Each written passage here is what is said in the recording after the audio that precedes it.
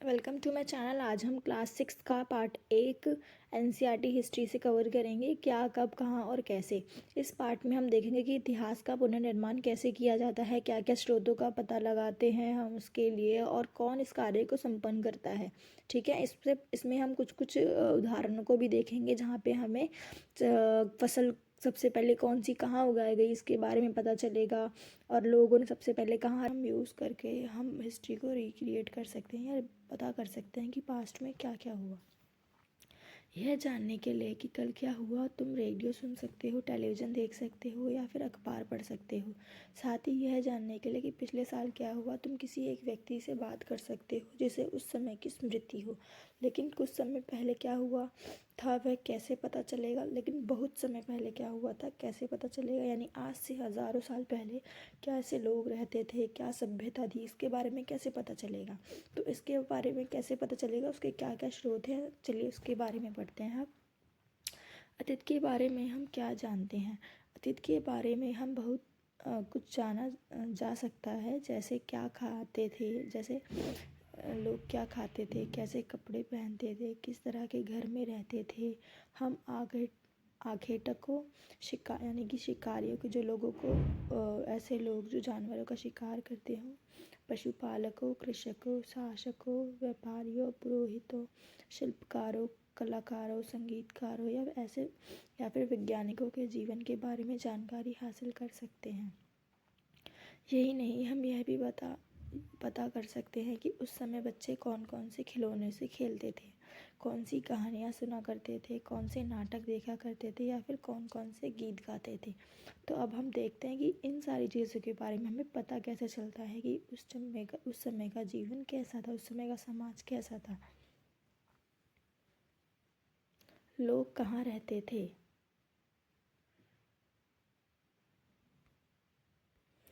लोग कहाँ रहते। सबसे पहले मानचित्र 1 में नर्मदा नदी का पता लगाओ। कई लाख वर्ष पहले से लोग इस नदी के तट पर रहते थे, यानी कि लाखों वर्षों से नर्मदा नदी जो है वहाँ पे लोगों की बस्तियाँ देखने के लिए हमें अवशेष मिले हैं। यहाँ रहने वाले आरंभिक लोगों में से कुछ लोग कुशल संग्राहक थे जो आसपास की जंगलों की विशाल संपदा से परिचित थे। अपने भोजन के लिए वह जड़ों, फलों और जंगलों के अन्य उत्पादों का यहीं से संग्रह किया करते थे, यानी नर्मदा नदी के पास जो भी जंगल थे वो वहाँ से संग्रह किया करते थे सारे जो उनके खाने के उत्पाद थे उसका। वह जानवरों का आखेट भी किया करते थे, यानी कि वो जानवरों का शिकार किया करते थे। अब तुम उत्तर पश्चिम की सुलेमान और किंधर की पहाड़ियों का पता लगाओ। उत्तर पश्चिम की सुलेमान और किंधर की पहाड़ियाँ यानी उत्तर पश्चिम, आप देख सकते हैं यहाँ पे जो पाकिस्तान का बॉर्डर है वहाँ पे आपको किरथर और सुलेमान की पहाड़ियाँ देखने के लिए मिल जाएंगी। इसी क्षेत्र में कुछ ऐसे स्थान हैं जहाँ 8,000 वर्ष पूर्व स्त्री पुरुषों ने सबसे पहले गेहूँ और जौ जैसी फसलों का उपजाना शुरू किया था। तो ये बात याद करने की कि आज से 8,000 वर्ष पूर्व सुलेमान और किंधर की पहाड़ियों में गेहूँ और जौ को उगाना शुरू किया था। उन्होंने भेड़, बकरियों और बैल जैसे पशुओं का पालतू बनाना शुरू किया, यानी कि इसी समय से जानवरों को पालतू बनाना भी शुरुआत किया गया उसका। ये लोग गांव में रहते थे। अब उत्तर पूर्व में गारो और मध्य में विंध्य की पहाड़ियों का पता लगाओ। देखिए उत्तर पूर्व की पहाड़ियाँ जहाँ पे हमारे नॉर्थ ईस्ट स्टेट है वहाँ पे गारो की पहाड़ियाँ और मध्य में विंध्य पहाड़ियाँ हैं। यह कुछ अन्य ऐसे स्थान थे जहाँ कृषि का विकास हुआ है। जैसे यहाँ सबसे पहले चावल उगाया गया था जो स्थान विंध्य के उत्तर में स्थित है। ठीक है, जो स्थान विंध्य के उत्तर में स्थित है वहाँ सबसे पहले हमने चावल की खेती देखी है। मानचित्र पर सिंधु और उसकी सहायक नदियों का पता लगाएं। देखिए सिंधु नदी है यहाँ पे और उसकी सहायक नदियाँ हैं झेलम, चेनाब, रावी, सतलुज, व्यास। सहायक नदियाँ उन्हें कहते हैं जो किसी बड़ी नदी में मिल जाती है। लगभग 4,700 वर्ष पूर्व इन्हीं नदियों के किनारे कुछ आरंभिक नगर फले फूले। गंगा व उसकी सहायक नदियों के किनारे और समुद्री तट के इलाकों में नगरों का विकास 2,500 वर्ष पूर्व हुआ। यानी कि इन नगरों के आस सिंधु नदी के आसपास लोगों ने लगभग 4700 वर्ष पूर्व रहना शुरू कर दिया था, लेकिन वहाँ पे नगरों का विकास हमें 2500 वर्ष पूर्व पहले देखने के लिए मिलता है। ठीक है।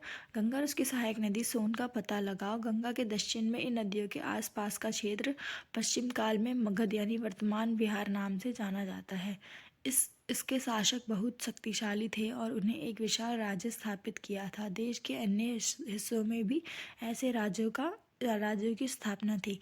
यानी कि हमारा जो उत्तर का भाग है वहाँ पे हमें मौर्यन एम्पायर देखने के लिए मिलेगा, मौर्य शासक देखने के लिए मिलेगा, जो हमें गंगा और उसकी सहायक नदियों के पास फलता फूलता दिखाई देगा। ठीक है। लोगों ने सदैव उत्तर उपमहाद्वीप के एक हिस्से से दूसरे हिस्से तक यात्रा की। कभी कभी हिमालय जैसे ऊंचे पर्वतों, पहाड़ियाँ, रेगिस्तान, नदियों तथा समुद्रों के कारण यात्रा जोखिम भरी होती थी। यानी कि लोगों के अंदर हमेशा से जिज्ञासा थी कि वो एक जगह से दूसरी जगह ट्रैवल करें। फिर भी यह यात्रा उनके लिए असंभव नहीं थी। यानी कि कोई भी जोखिम आए, चाहे हिमालय जैसा बड़ा पहाड़ी बीच में क्यों ना आए, वह उसको भी पार करके अपनी यात्रा को पूरा करते थे। अतः कभी कभी लोग काम की तलाश में भी, कभी प्राकृतिक आपदाओं के कारण एक स्थान से दूसरे स्थान जाया करते थे। कभी कभी सेनाएं दूसरे क्षेत्रों पर विजय हासिल करने के लिए जाती थी। इसके अतिरिक्त व्यापारी कभी कभी काफिले में भी, कभी कभी जहाज़ों में अपने साथ मूल्यवान वस्तु लेकर एक स्थान से दूसरे स्थान जाते रहते थे। धार्मिक गुरु लोगों को शिक्षा सलाह देते हुए एक गांव से दूसरे गांव तथा कस्बे से दूसरे कस्बे जाया करते थे। कुछ लोग नए और रोचक स्थानों को खोज की चाह में उत्सुकतावश भी यात्रा किया करते थे। इन सभी यात्राओं से लोगों को एक दूसरे के विचारों को जानने का अवसर मिला। तो हमें ये पूरा पैराग्राफ बताता है कि लोग एक स्थान से दूसरे स्थान जाने के क्या क्या कारण हो सकते थे लोगों के। ठीक है। इसमें बहुत सारे कारण हमें देखने के लिए मिले कि यात्रा के लिए, प्रकृति का आपदा से बचने के लिए, खाने की तलाश में, व्यापार के लिए, सेना के साथ, है ना, धार्मिक गुरु अपनी शिक्षा को एक जगह से दूसरी जगह लेके जाते थे, या कई क्रियोसिटी से ही, खाली घूमने की चाह से ही एक जगह से दूसरी जगह जाते थे। तो ये सारे कारण हैं लोगों के एक स्थान से दूसरे स्थान जाने का। एक बार फिर से मानचित्र एक वो देखें। पहाड़ियाँ, पर्वत और समुद्र इस उपमहाद्वीप की प्राकृतिक सीमाओं का निर्माण करते हैं। हालांकि लोगों के लिए इन सीमाओं को पार करना आसान नहीं था। जिन्होंने ऐसे चाहा वह ऐसा कर सके, वह पहाड़ियों की ऊंचाइयों को छू सके, गहरे समुद्र को पार कर सके। उपमहाद्वीप के बाहर के भी लोग यहाँ आए और वहाँ यहीं बस गए। कई अभी आप आगे की कक्षा में पढ़ेंगे कि कैसे बाहर की जो जनजातियाँ थीं, बाहर की जो देश हैं, वहाँ के रहने वाले लोग यहाँ आए कि दूसरे कारणों से, कई कारणों से, और यहीं पे रुक गए। ठीक है। लोगों के इस आवागमन ने हमारी सांस्कृतिक परंपराओं को समृद्ध किया और कई सौ सालों से लोग पत्थर को तराशने, संगीत रचने और यहाँ तक कि भोजन बनाने के लिए एक नए तरीके के बारे में एक दूसरे के विचारों को अपनाते रहे हैं। अब आपको पता ही है हमारे देश का नाम है इंडिया या भारत। तो ये इंडिया या भारत नाम हमारे देश का कैसे पड़ा, चलिए इसके बारे में जानते हैं। अपने देश के लिए हम प्राय इंडिया और भारत जैसे नामों का प्रयोग करते हैं। इंडिया शब्द इंडस से निकला है, जिसे संस्कृत में सिंधु कहा जाता है। अपने एटलस में ईरान और यूनान का पता लगाओ। लगभग 2500 वर्ष पूर्व उत्तर पश्चिम की ओर से आने वाले ईरानियों और यूनानियों ने सिंधु को हिंदोस और इंडोस और इस नदी के पूर्व में स्थित भूमि को इंडिया कहा। भरत नाम का प्रयोग उत्तर पश्चिम में रहने वाले लोगों के एक समूह के लिए किया जाता है। इस समूह का उल्लेख संस्कृत की आरंभिक लगभग 3500 वर्ष पुरानी कृति ऋग्वेद में भी मिलती है। बाद में इसका प्रयोग देश के लिए होने लगा। तो आप देखेंगे कि इंडस या इंडिया जो है, वो जो नाम हमें मिला है वो ईरानियों और यूनानियों ने दिया है। ठीक है। और जो हमारा नाम भरत है, वो हमें ऋग्वेद में एक राजा के नाम से हमें जाना गया है, भरतों की भूमि। ठीक है। आपको पता ही है कि सबसे पुराना वेद जो है ऋग्वेद है, जिसकी रचना लगभग आज से 3500 वर्ष पूर्व की गई थी। और हमारे कुल 4 वेद हैं। अब आते हैं, देखते हैं अतीत के बारे में कैसे जानें। अतीत की जानकारी हम कई प्रकार से प्राप्त कर सकते हैं। इनमें से एक तरीका अतीत में लिखी गई पुस्तकों को ढूंढना और पढ़ना है। यह पुस्तकें हाथ से लिखी जाने के कारण पांडुलिपि कही जाती हैं। अंग्रेजी में पांडुलिपि के लिए प्रस्तुत होने वाला शब्द मैन्युस्क्रिप्ट शब्द लैटिन शब्द मेनू, जिसका अर्थ है से निकला, हाथ है से निकला है। तो मैन्युस्क्रिप्ट मतलब हाथ से लिखी हुई स्क्रिप्ट कहानी है। ये पांडुलिपियाँ प्राय ताड़पत्रों और हिमालय क्षेत्र में पाए जाने वाले भुर्ज नामक पेड़ की छाल से विशेष तरीके से तैयार भोजपत्र पर लिखी जाती थी। तो ये पांडुलिपियाँ जिन पन्नों पे लिखी जाती थी, पन्नों की तरह एक संरचना पे लिखी जाती थी, उसको भोजपत्र कहते थे। या तो वो ताड़पत्र होते थे या विशेष प्रकार का एक पेड़ होता है जो हिमालय के क्षेत्र में ही पाया जाता है, भुजराम का। तो उसका जो हमारा स्टेम जिसको हम कहते हैं ना इंग्लिश में, उसके अंदर से ये छाल जो है निकलती थी, जिस पे लिखने का कार्य किया जाता था। अब आप खुद ही अंदाज़ा लगा सकते हैं, क्योंकि अगर ये पेड़ की छाल पे लिखी गई है तो कई हज़ार वर्षों तक इसका बच पाना मुश्किल था। लेकिन फिर भी कई कई पांडुलिपियाँ जो हैं हमें, जो हज़ारों वर्ष पुरानी हैं, मिली हैं। ठीक है, इतने वर्षों में इनमें से कई पांडुलिपियों को कीड़े ने खा लिया और कुछ नष्ट कर दी गई। फिर भी ऐसी कई पांडुलिपियाँ आज भी उपलब्ध हैं। प्राय ये पांडुलिपियाँ मंदिरों विहारों से प्राप्त होती हैं। इन पुस्तकों में धार्मिक मान्यताओं में व्यवहारों, राजाओं के जीवन, औषधियों तथा विज्ञान आदि सभी प्रकार के विचारों की चर्चा मिलती है। यानी कि ऐसा नहीं है कि सिर्फ इसमें धार्मिक परंपराओं या फिर देवी देवताओं के बारे में हमें पता चलता है या उस समय की मान्यता के बारे में, हमें यहाँ पे औषधि और विज्ञान से संबंधित सारी विषयों की बातें का पता चलता है। ठीक है, आप देख सकते हैं कि आज से हम हज़ारों वर्ष पहले भी विज्ञान के आधार पर ही बातें किया करते थे। इसके अतिरिक्त हमारे यहाँ महाकाव्य, कविताएं तथा नाटक भी थे। यहाँ पे मतलब लोग अपनी मनोरंजन के लिए या अपनी भावनाओं को प्रकट करने के लिए कविताओं का भी निर्माण करते थे, और मनोरंजन के लिए, समाज का मनोरंजन हो सके इसके लिए नाटक भी किया करते थे। इसमें से कई संस्कृत में लिखे हुए हैं, जबकि अन्य प्राकृत और तमिल में है। प्राकृत भाषा का प्रयोग आम लोग करते थे। बच्चों, जब आप पढ़ोगे ना मौर्य साम्राज्य के बारे में, तो आप देखोगे, या अशोक के बारे में पढ़ोगे, या किसी और डायनेस्टी के बारे में पढ़ोगे जो उत्तर के जो दक्षिण क्षेत्र में है, तो आप देखोगे कि जो प्राकृतिक भाषा है वो आम लोगों की भाषा थी। जो राजा अगर कोई उपदेश देता था जनता को, जैसे अशोक ने दिए हैं, तो वो सारी प्राकृतिक भाषा में हमें देखने के लिए मिलेंगे।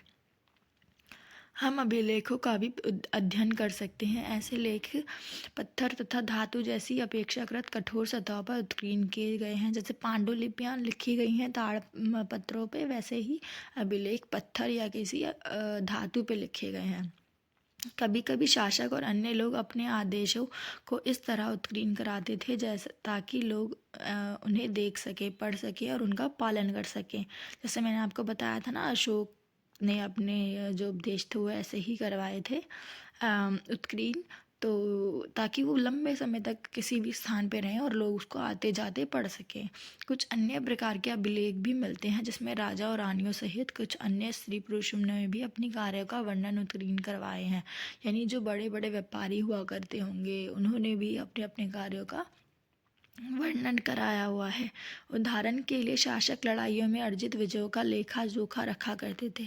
अब अभिलेख बनाने के कई कारण हो सकते हैं ना, जैसे इसमें एक कारण दिया हुआ है, एक कि लड़ाई अगर किसी राजा ने जीती है तो वो सब अभिलेख में उत्कीर्ण कराता था। यहाँ पे एक हमें अभिलेख का चित्र दिया हुआ है। ये लगभग 2250 वर्ष पुराने का अभिलेख है, जो वर्तमान हमें अफगानिस्तान के कंधार से प्राप्त हुआ है। यह अभिलेख अशोक नामक शासक के आदेश पर उत्कीर्ण कराया गया था। इस शासक के विषय में तुम कक्षा 8 में पढ़ोगी। ठीक है, अब हम अशोक के बारे में कक्षा 8 में पढ़ेंगे। इसके अतिरिक्त अन्य कई वस्तुएं अतीत में बनी और प्रयोग में लाई जाती थी। ऐसी वस्तुओं का अध्ययन करने वाला व्यक्ति पुरातत्वविद कहलाता है। तो पुरातत्वविद वह होता है जो वस्तुओं का अध्ययन करता है। ठीक है, और फिर उससे हमारे इतिहास में क्या क्या घटनाएं हुई, कैसा जीवन था, उसका पुनर्निर्माण करके लिखता है उसको। पुरातत्वविद पत्थर और ईंट से बनी इमारतों के अवशेष, चित्रों और मूर्तियों का अध्ययन करते हैं। ये मात्र अवशेषों का अध्ययन करते हैं, ये ध्यान रखिएगा। वे औजारों, हथियारों, बर्तनों, आभूषणों तथा सिक्कों की प्राप्ति के लिए छानबीन और खुदाई भी करते हैं। इनमें से कुछ वस्तुएं पत्थर, पक्की मिट्टी और कुछ धातु की बनी हो सकती हैं। ऐसे तत्व कठोर और जल्दी नष्ट ना होने वाले होते हैं। अब यहाँ पे देखिए, हमारे बाएं ओर एक प्राचीन नगर में से प्राप्त एक पात्र मिला है। इस तरह के पात्रों का प्रयोग आज से 4700 वर्ष पूर्व होता था। आज भी हम अपने घरों में इसका प्रयोग करते हैं ना। तो इन ऐसे पात्रों का निर्माण जो शुरू हुआ था वो आज से 4700 वर्ष पूर्व हुआ था। ठीक है बच्चे। फिर आता है हमारे दाएं और एक चांदी का सिक्का। इस तरह के सिक्कों का प्रयोग आज से 2500 वर्ष पूर्व हुआ था। हमारे द्वारा आज के प्रयोग में आने वाले सिक्कों से ये किस प्रकार कैसे भिन्न है? आपको पता है आज हम गोल सिक्के जो हैं वो यूज़ करते हैं ना। और ये जो सिक्का है ये इसकी धातु हमें पता नहीं, लेकिन आज तो हम अलग धातु के, ये चांदी का सिक्का है, हम चांदी का सिक्का आज यूज़ नहीं करते हैं, है ना। पुरातत्वविद जानवरों, चिड़िया, मछलियों की, अब हम दोबारा से पुरातत्वविद द्वारा करे जाने वाले कार्यों को देखते हैं, क्या क्या कार्य वो करते हैं। पुरातत्वविद जानवरों, चिड़िया, मछलियों की हड्डियाँ भी ढूंढते हैं और इनमें से उन्हें यह जानने में भी मदद मिलती है कि अतीत में लोग क्या खाते थे। जो भी हमें अवशेष मिले हैं, कि अगर हमें कोई घर मिला, घर का अवशेष मिला और उसके आसपास हमें किसी जानवर की हड्डियाँ मिले, तो हम ये अंदाज़ा लगा सकते हैं कि वहाँ पे वो कौन सा जानवर खाते थे। वनस्पतियों के अवशेष बहुत मुश्किल से ही बच पाते हैं।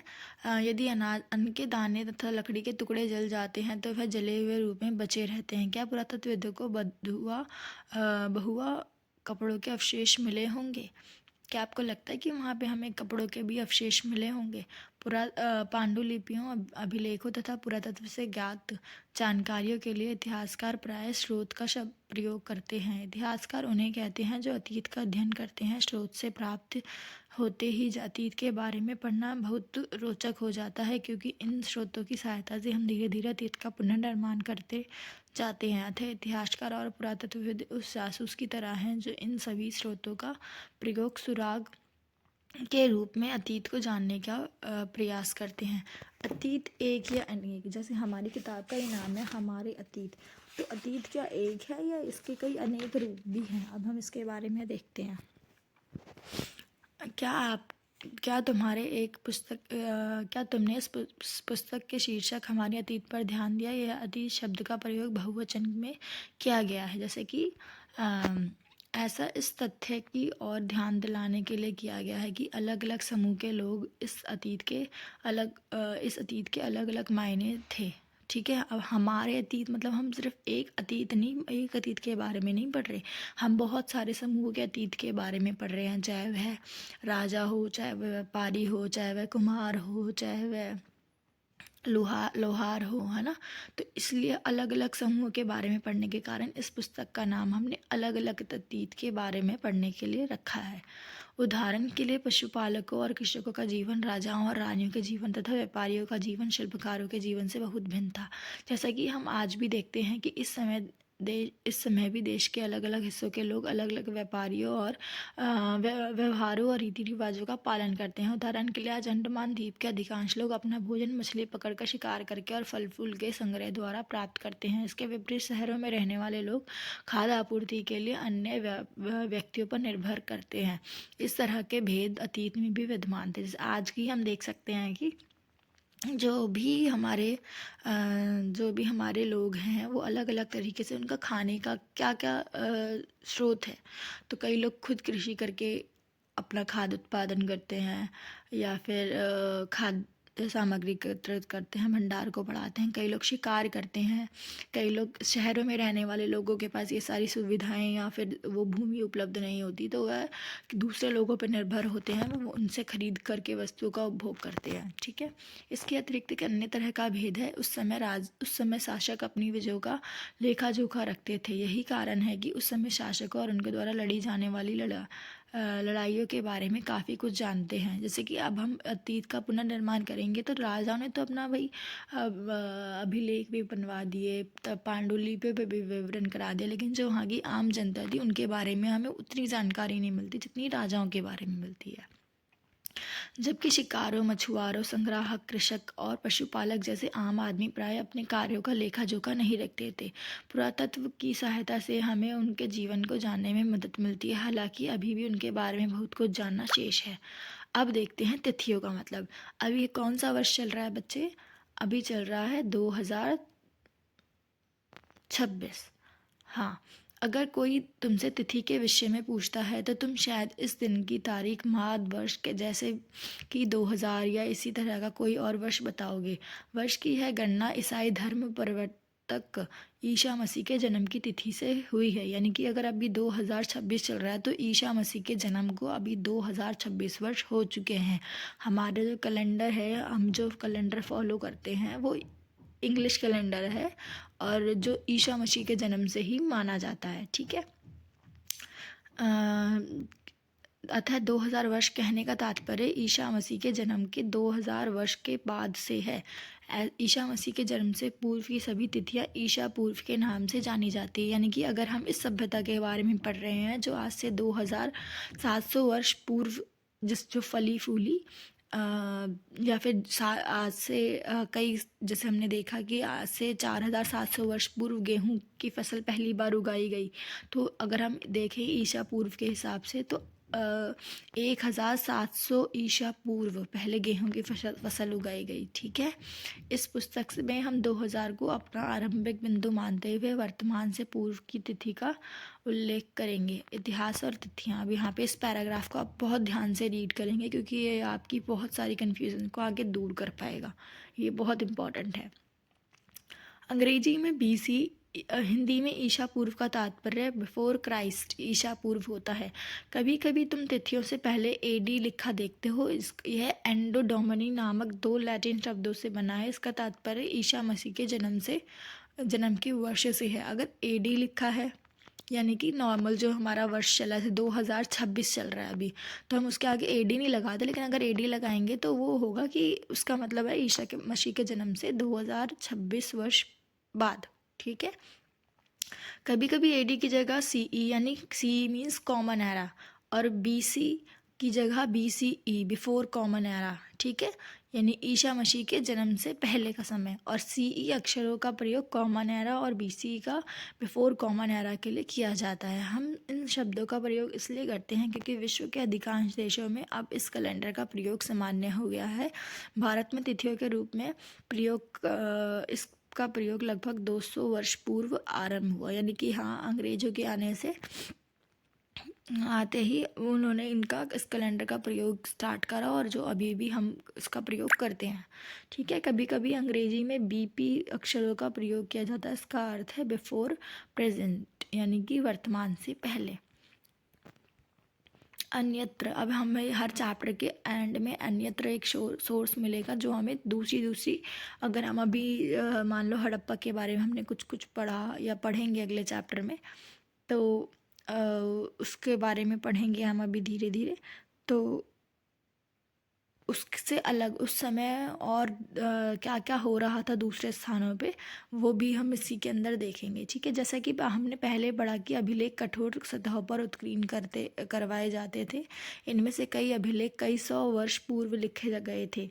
सभी अभिलेखों में लिपियां और भाषाओं का प्रयोग हुआ था। समय के साथ साथ अभिलेखों में प्रयुक्त भाषा और लिपियों में बहुत बदलाव आ चुका है।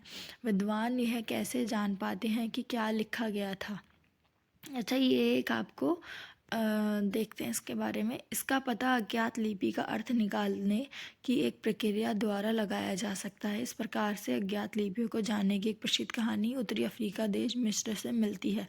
लगभग 5000 वर्ष पूर्व यहाँ राजा रानी रहते थे। देखो यहाँ पे एक चित्र, ये उनकी भाषा है, चित्रात्मक शैली कह सकते हैं शायद इसको, क्योंकि देखो आप इन्होंने विभिन्न चित्रों का वर्णन किया हुआ है। देखो जैसे लायन टाइप एक इमेज है तो L लिखा गया है ना। यहाँ पे S के लिए अलग तरीके के चित्र का प्रयोग किया गया है। मिस्र के उत्तर पूर्व पर सेटा नाम का एक कस्बा है। यहाँ से एक ऐसा उत्कीर्ण पत्थर मिला है जिस पर एक ही लेख 3 भिन्न-भिन्न भाषाओं और लिपियों यूनानी मिस्र के 2 प्रकारों में है। कुछ विद्वान यूनानी भाषा पढ़ सकते थे। उन्होंने बताया कि राजाओं और रानियों के नाम एक छोटे से फ्रेम में दिखाए गए हैं जिसे कारतूस कहा जाता है। इसके बाद विद्वान ने यूनानी और मिस्र संकेतों को अलग अगल-बगल रखते हुए मिस्र भाषा की समर्थक ध्वनियों की पहचान की। जैसा कि तुम देख सकते हो कि यहाँ एल अक्षर के लिए शेर और ए अक्षर के लिए चिड़िया के चित्र बने हैं। एक बार जब उन्होंने यह जान लिया कि विभिन्न अक्षर किसके लिए प्रयुक्त हैं तो वह आसानी से इन अभिलेखों को भी देख सकते हैं आप यहाँ पे ना, ये भिन्न भिन्न चित्रों के लिए कौन सा लेटर उन्होंने यूज़ किया है, कौन सा साउंड वो क्रिएट करते थे, ये उन्होंने गेस करा। जैसे चिड़िया के लिए वो ए लेटर यूज़ कर रहे हैं, लायन के लिए एल यूज़ कर रहे हैं, ठीक है, ट्रायंगल के लिए के यूज़ कर रहे हैं, स्क्वायर के लिए पी यूज़ कर रहे हैं। तो ये उन्होंने डिकोड किया। ऐसे ही हम बहुत सारी भाषाओं को डिकोड करते हैं। चलिए